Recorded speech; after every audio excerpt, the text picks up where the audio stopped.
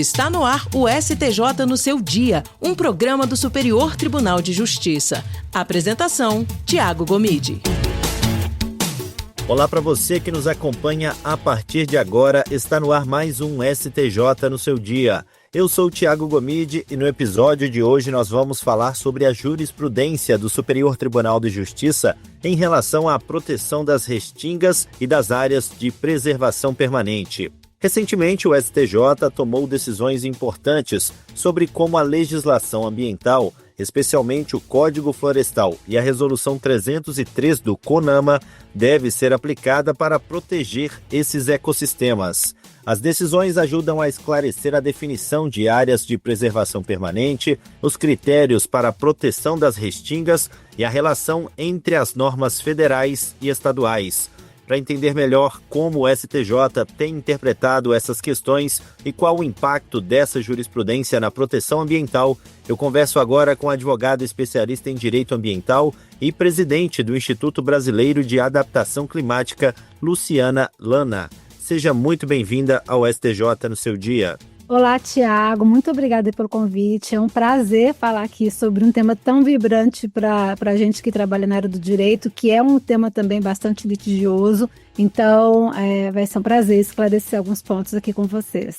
Doutora, começa explicando então, para quem nos ouve, como que o STJ tem interpretado a aplicação do Código Florestal e da Resolução 303 do CONAMA em relação às áreas de preservação permanente. Bom, então o entendimento do STJ hoje consolidado, mas que já vinha caminhando para isso, é pela aplicação do Código Florestal Brasileiro e da Resolução CONAMA 303 de forma complementar. Então, ele decidiu que apenas as restingas localizadas na faixa de 300 metros da linha de pré-mar máxima ou aquelas que atuam como fixadoras de dunas ou estabilizadoras de mangues devem ser consideradas área de preservação permanente, o que nos leva a pensar, refletir. Então, toda restinga é APP? Não, de acordo com essa decisão, não é toda restinga que será APP.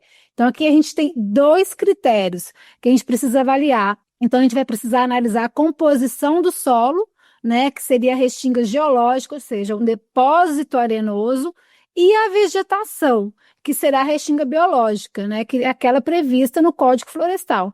Então, existem diversas outras formações geológicas na costa brasileira e ecossistemas associados que podem ocupar essa faixa de 300 metros da pré-mar máxima no litoral brasileiro, que não necessariamente seria uma restinga, Então, com relação à restinga, como área de preservação permanente, a gente vai ter que verificar dois regramentos que são válidos, tá? A CONAMA 303, ela é válida nessa matéria, segundo a legislação brasileira, que é o artigo 4º, inciso 6º da lei do Código Florestal, que é a 12.651 de 2012, e também o artigo 3º, inciso 9º, da Resolução CONAMA 303 de 2002, ok? Então, só para a gente reforçar aqui, porque é complexo esse assunto, A gente vai considerar, portanto, como área de preservação permanente as restingas que, em faixa mínima de 300 metros, medidos a partir da linha de pré-mar máxima, ou seja, é aquela restinga geológica, ela nem necessariamente precisa ter vegetação em cima,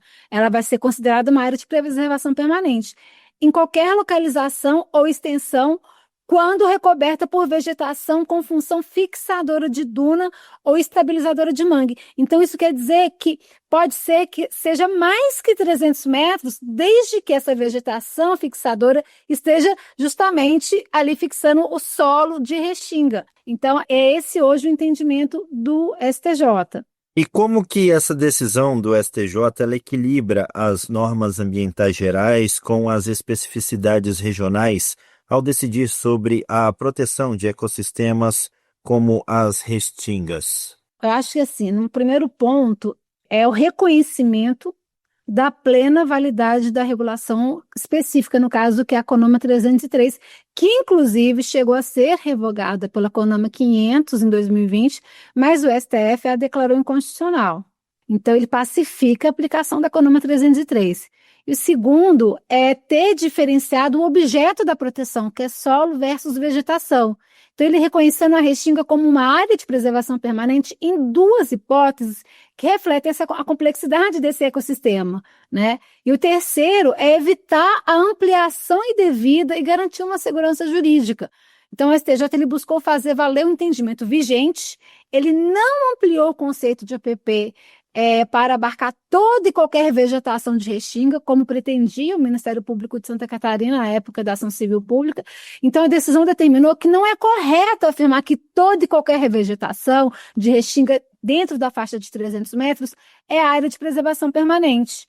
Eu entendo que o equilíbrio reside justamente na interpretação conjugada dessas duas normas, que permite a aplicação da proteção mais detalhada e específica, que é a faixa de 300 metros para o depósito arenoso, conforme a CONAMA explica, sem desconsiderar também a proteção funcional da vegetação, que é aquela função fixadora e estabilizadora previstas tanto na norma da CONAMA como especificamente também no Código Florestal Brasileiro. E de que maneira a jurisprudência do STJ tem evoluído em relação à proteção ambiental, particularmente sobre áreas de preservação permanente ao longo desses anos? Esse é um tema bem complexo, polêmico e litigioso, né? Então, assim, olhando para áreas de preservação permanente, eu vejo um olhar sempre em consonância com o princípio da norma mais protetiva ao meio ambiente, que é um princípio muito utilizado pelo STJ, como forma, inclusive, de uniformizar esse entendimento em todo o território brasileiro. Então, eu acho que um dos pilares da evolução jurisprudencial do STJ é a aplicação do princípio da vedação ao retrocesso ambiental.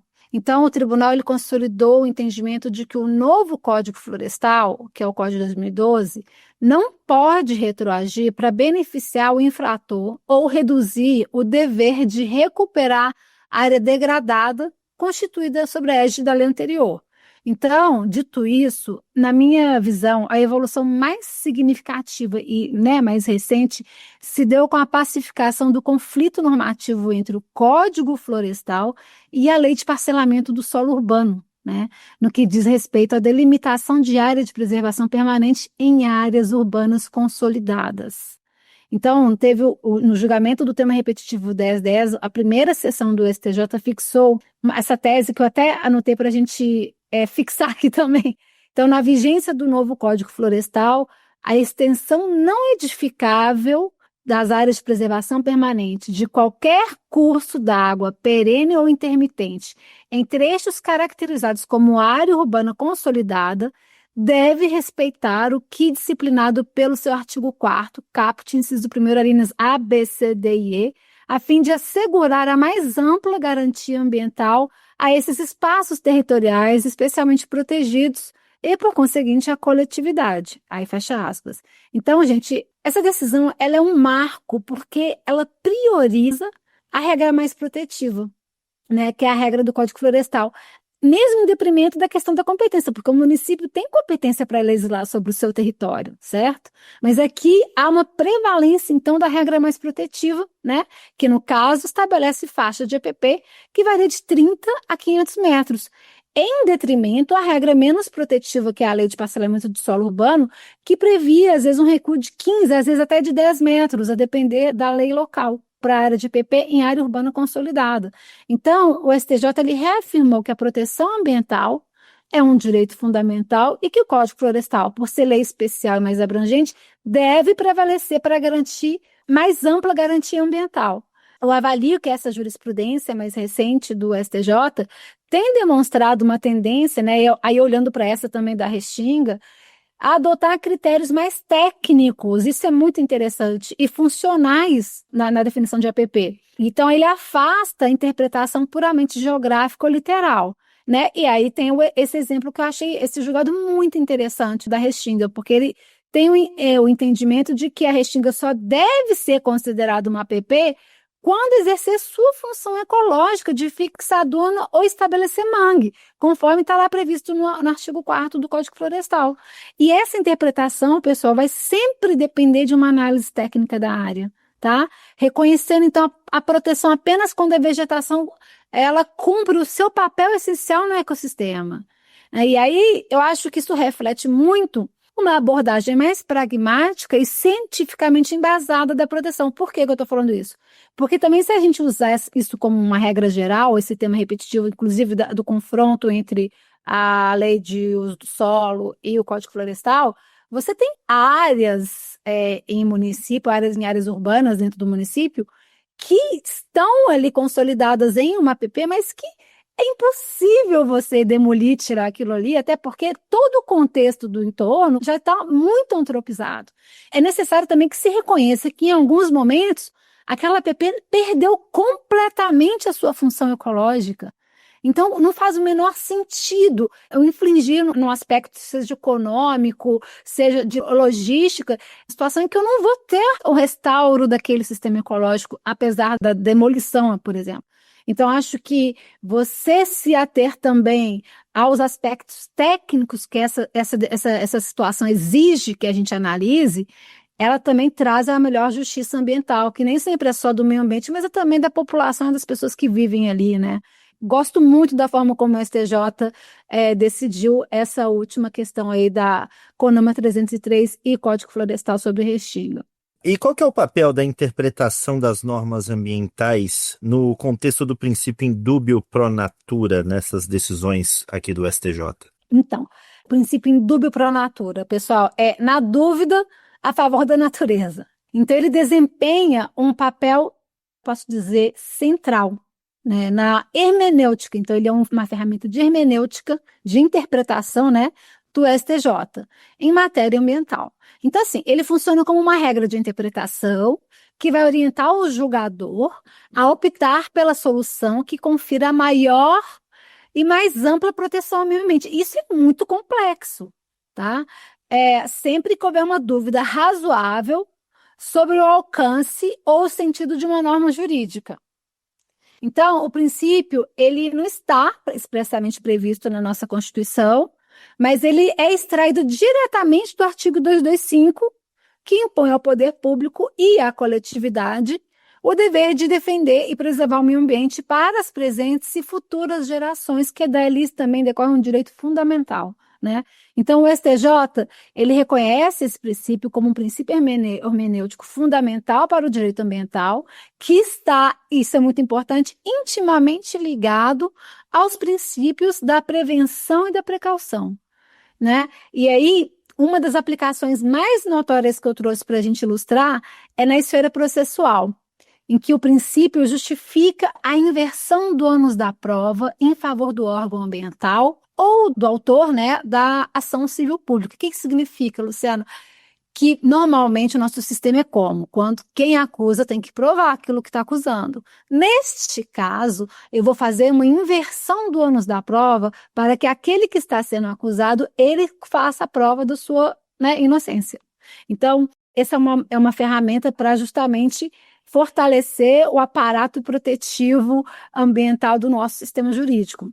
Então, o princípio ele é decisivo quando há conflito aparente. Por que eu falo conflito aparente? Porque não existe conflito entre normas jurídicas. Por isso que a gente chama de aparente, até que a gente resolva que as normas elas estão integradas dentro de um sistema coeso, né? Então, o princípio ele é decisivo quando há conflito aparente entre normas jurídicas ou quando o texto legal apresenta ambiguidade, né? Então, o STJ ele tem consistentemente optado pela interpretação que confere a maior efetividade à proteção ambiental.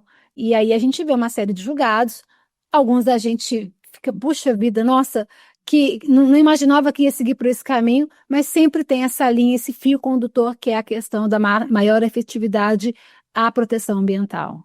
Ok. O que a jurisprudência, principalmente a jurisprudência do STJ, diz sobre a relação entre as legislações federais e as estaduais no que diz respeito à proteção ambiental, como no caso das restingas? Bom, então assim, a jurisprudência do STJ, ela está em consonância, né, com o artigo 24 da Constituição Federal, né, que reconhece a competência legislativa concorrente entre a União, os Estados e o Distrito Federal para legislar sobre a proteção ao meio ambiente, né? Então, o princípio fundamental que rege essa relação é o da prevalência da norma mais protetiva, que acaba sendo a norma mais restritiva, né? Então, a União, ela estabelece as normas gerais mas os estados e municípios podem suplementá-las desde que estabeleçam padrões de proteção mais rigorosos. Aí, isso não vai configurar uma inconstitucionalidade. Essa é a forma que se busca ali a se relacionar com todo esse aparato legislativo que a gente tem hoje referente à matéria ambiental. Vale até depois uma conversa sobre a Lei Geral do Licenciamento Ambiental, que também tenta harmonizar e pacificar um pouco de essa repartição de competência tão complexa, mas tão interessante que nós temos na nossa Constituição, ela ocorre na prática, né? E para a gente fechar essa nossa conversa, doutora Luciana, quais os desafios jurisprudenciais que o STJ enfrenta ao lidar com normas ambientais que admitem interpretações variadas, especialmente quando se trata de harmonizar o Código Florestal com resoluções do CONAMA, como a 303? Eu acho que, como a gente tem, né, nesse tom que a gente tem falado aqui, o principal desafio do STJ é justamente na harmonização, né, do princípio da legalidade com o princípio da máxima efetividade da proteção ambiental. Então, o que é? O princípio da legalidade da lei tem que ser clara e expressa com o princípio da máxima efetividade da proteção ambiental, que a interpretação deve ser a mais protetiva. Isso parece tão simples quando eu falo, mas na prática é tão complexo, porque você vai ter vários momentos em que o julgador, que o judiciário, ele acaba sendo muito ativista e ele acaba trazendo, às vezes, até regras que não estavam ali antes, em prol dessa interpretação mais protetiva. Então, acho que o grande desafio é justamente eu trazer essa interpretação protetiva sem ferir a legalidade, né?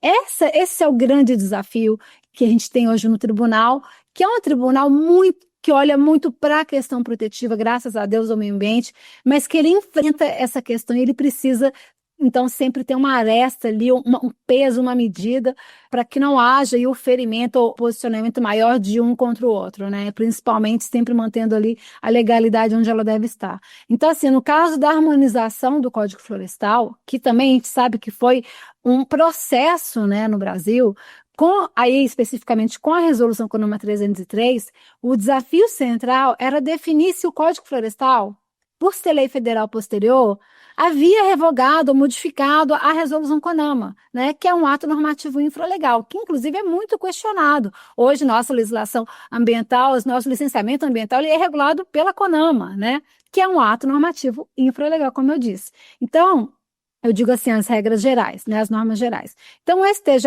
ele enfrentou esse desafio decidindo pela validade concomitante da resolução CONAMA e do novo Código Florestal, aplicando a regra mais protetiva, mas com uma ressalva muito importante, a necessidade de interpretação funcional, né? A necessidade de analisar a questão técnica dessa situação, desse cenário.